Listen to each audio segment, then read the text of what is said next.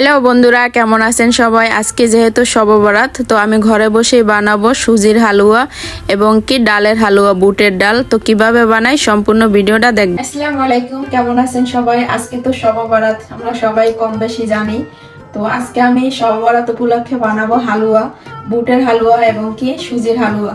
তো দোনোটা রেসিপি আপনাদের সাথে শেয়ার করব কিভাবে হালুয়া বানায়। তো আমার সম্পূর্ণ ভিডিওটা দেখবেন, আমার সাথেই থাকবেন। তো আমি প্রথমে বানাবো সুজির হালুয়া। তো আমি কিভাবে বানাই সবাই দেখবেন, চলেন। তো আমি সুজির হালুয়া বানানোর জন্য প্রথমে দিয়ে দিব ঘি। আমি পরিমাণ মতো ঘি দিয়ে দিয়েছি, আর দিয়ে দিব গরম মশলা। গরম মশলাটা আমি ঘির সাথে ভালো করে একটু ভেজে নিব, যাতে ঘ্রাণটা অনেক সুন্দর আসে।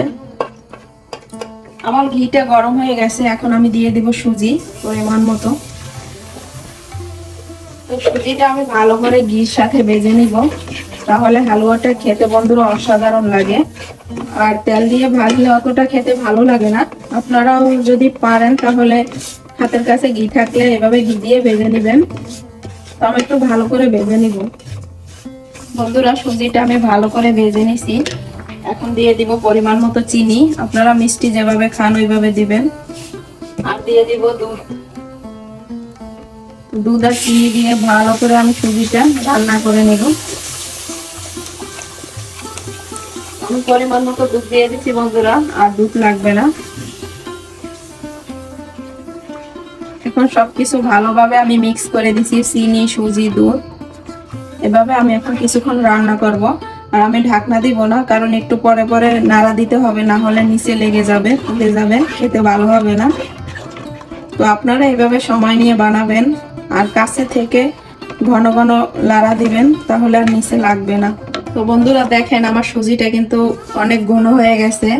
তো এইভাবে আরো কিছুক্ষণ আমি রান্না করব, আরো আঠালো হবে, তাহলে বুঝে ফেলবেন যে আপনার হালুয়াটা হয়ে গেছে। আর আপনারা নাড়াই দিতে থাকবেন, না হলে নিচে লেগে যাবে।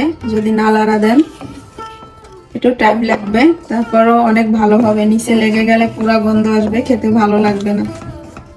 তো আরো কিছুক্ষণ আমি এইভাবে করে নিব, যাতে আরো আঠালো হয়। তো বন্ধুরা দেখেন, এইভাবে আমি আঠালো করে নিছি। কোনো দুধ নাই এখন। আর আপনারা চাইলে পানি দিয়েও করতে পারেন, দুধ দিয়ে করলে খেতে ভালো হয় আর কি, অনেকটা মজা হয়। আর পানি দিলে খেতে অতটা ভালো লাগে না। তো আমার সম্পূর্ণ এখন হয়ে গেছে, আর আপনাদের একটু দেখাই কতটা গাঢ় ভাবে করেছি। তো এখন আমি নামিয়ে ফেলবো। নামিয়ে আমি একটা স্টিলের প্লেটে ঢেলে দিব। আপনারা চাইলে ছেনিতেও ঢালতে পারেন। তো আমি এই প্লেটটা দিয়ে দিব। আমি এই প্লেটটার ভিতরে গরম গরমই আমি ছড়িয়ে দিব পুরো প্লেটে। যখন ঠান্ডা হবে তখন আমি একটা ছুরি দিয়ে কেটে আপনাদের সাথে শেয়ার করব। তো এভাবে করে আমি এখন রেখে দিব। বন্ধুরা আমি একটা পাতিল বসিয়ে দিছি, এখন আমি বানাবো বুটের ডালের হালুয়া। তো হালুয়া বানানোর জন্য আমি ঘি দিয়ে দিব। আর আপনাদের কাছে ঘি না থাকলে তেলও দিতে পারেন, সমস্যা নাই। আর দিয়ে দিব আস্ত গরম মশলা। তো আমি একটু ভেজে নিব গরম মশলাটা ঘির সাথে। আর দিয়ে দিব অল্প একটু সয়াবিন তেল। আপনারা চাইলে শুধু ঘিও দিতে পারেন বা শুধু তেলও দিতে পারেন, সমস্যা নাই। যে কোনো একটা দিয়ে বানালেই হয়। আর ঘিটা দিলে ঘ্রাণটা অনেক সুন্দর আসে ঘির। আমার তেলটা গরম হয়ে গেছে, এখন আমি দিয়ে দিব ডাল। আর ডালটা আমি ব্লেন্ডার করে নিছি, আপনারা চাইলে শিলপাটায় বেটেও নিতে পারেন। তো আমি এখন দিয়ে দিব।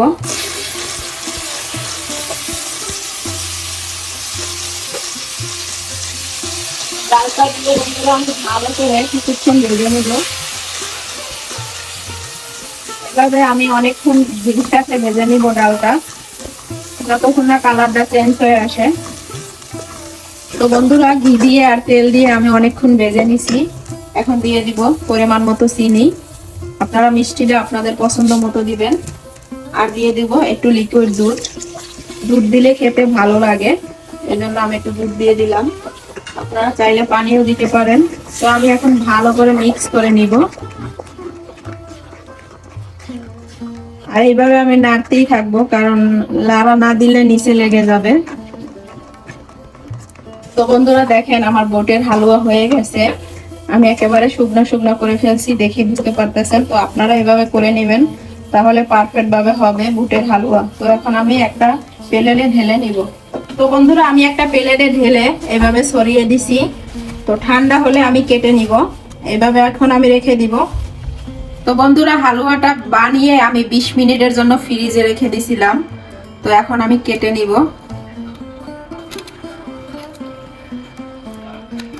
তো আপনাদের যদি বাদাম পছন্দ না হয় তাহলে নাও দিতে পারেন। আমি এই জায়গায় কাজু বাদাম দিয়ে দিছি। এখন আমি পিস পিস করে কেটে নিব।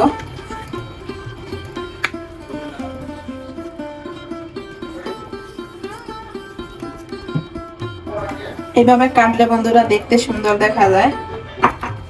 বন্ধুরা দেখেন আমি পুরো হালুয়াটা কেটে নিছি, আর দেখেই বুঝতে পারতেছেন কতটা পারফেক্ট ভাবে হালুয়াটা হয়েছে দেখেন। আর খেতে কিন্তু বন্ধুরা অসাধারণ লাগে। আর এটা হয়েছে সুজির হালুয়া, আপনারা এভাবে বানাবেন, খেতে বন্ধুরা অনেক ভালো লাগে। তো বন্ধুরা এটা হচ্ছে ডাইলের হালুয়া, এটাকেও আমি 20 মিনিটের জন্য ফ্রিজে রেখে দিছিলাম। এখন কেটে নিব পিস পিস করে। তো আপনারা কিসের হালুয়া খেতে ভালোবাসেন অবশ্যই আমাকে কমেন্ট করে জানাবেন। আর আপনারা যদি না বানাতে পারেন আমাকে বলবেন, আমি বানিয়ে দেখাবো যে কোনো হালুয়া। তো আমি সম্পূর্ণ হালুয়াটা এভাবে পিস পিস করে কেটে নিব। প্রথমে আমি লম্বা করে দাগ দিছি, এখন দিব আর করে। তো বন্ধুরা বুটের হালুয়াটা আমি কেটে নিছি, আর কতটা পারফেক্ট হয়েছে দেখেন। আমি এটা একটু পাতলা করে বানাইছি। তো এভাবে আপনারা এভাবে বানিয়ে নেবেন। আর এটার ভিতরেও আমি কাজু বাদাম দিছি, আপনারা চাইলে কিশমিশও দিতে পারেন। তো আরো অনেক কিছু রান্না করছি, আপনাদের সাথে শেয়ার করব। বন্ধুরা ফাইনালি এসে পড়লাম খানা খেতে। এই যে দেখেন রুটি বানাইছি, গুড়ের হালুয়া আর সুজির হালুয়া, সাথে আছে গরুর মাংস। আর আমার যত ভাইয়ারা আছে প্রবাসে আমরা থাকি, কারো ফ্যামিলি নাই, তো আমি তাদের বোন হিসাবে আজকে আয়োজন করে আমার ভাইয়াদের ডাকছি। তো ভাইয়ারা খাইতেছে, কেমন হয়েছে আমার ভাইয়ারাই বলবে। ফরিদ ভাই কেমন হয়েছে ভাই? ভাই সাথে আমার ছোট বোনে যেটা বানাইছে বাংলাদেশের সেম সেম আমরা সহবরতের মানে দিনে আমরা করতেছি। এখন হালুয়া রুটি ভাই শেষ স্বাদ সেই। আলম ভাই কি অবস্থা? না না খুবই ভালো লাগতেছে। আমরা খাচ্ছি সবাই, আমার বোন বানাইছে। এটা আর কি আনন্দ, মানে বাংলাদেশে থাকলে যেরকম হতো এখন এটাই বুঝতে পারতেছি। তো বন্ধুরা আজকে এই পর্যন্তই। শবে বরাতের ভিডিওটা আপনাদের কাছে কেমন লাগছে অবশ্যই কমেন্টে জানাবেন। আপনারাও ফ্যামিলিদের সাথে শেয়ার করে বানিয়ে খাবেন। তো আজকে এই পর্যন্তই। সবার জন্য অনেক অনেক ভালোবাসা রইলো, অনেক দোয়া রইলো শবে বরাত উপলক্ষে আমার পক্ষ থেকে। তো আজকে এই পর্যন্তই। সবাই ভালো থাকবেন, সুস্থ থাকবেন। আল্লাহ হাফেজ।